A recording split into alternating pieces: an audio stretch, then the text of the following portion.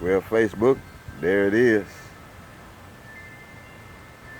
Gas grill / charcoal grill / rotisserie. A little walk around.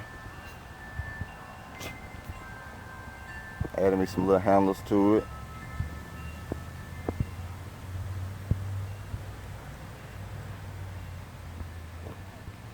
There we go.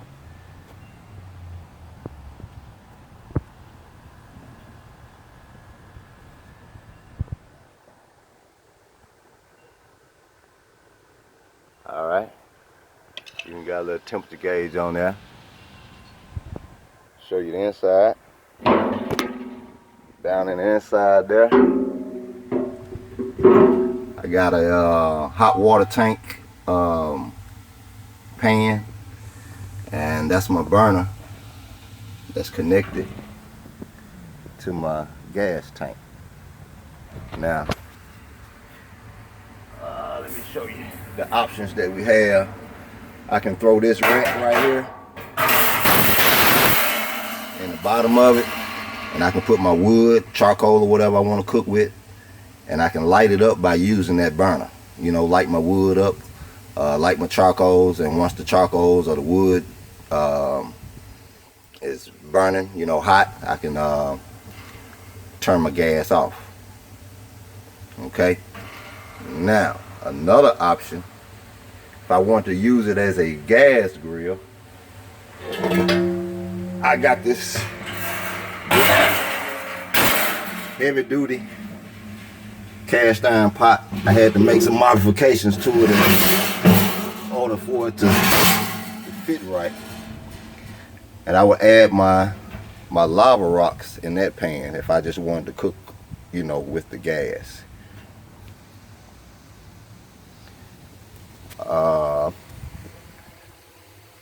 And then of course you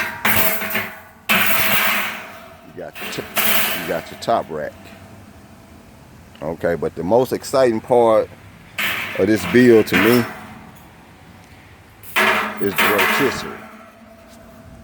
That's your rotisserie motor right there. Focus in. Okay, I don't know why this thing keep going in and out of focus, but that's the rotisserie motor. I got it plugged up. Here's the one of my little speakers just flipped off. But here's the rotisserie. Stick it in there. Connect it to this motor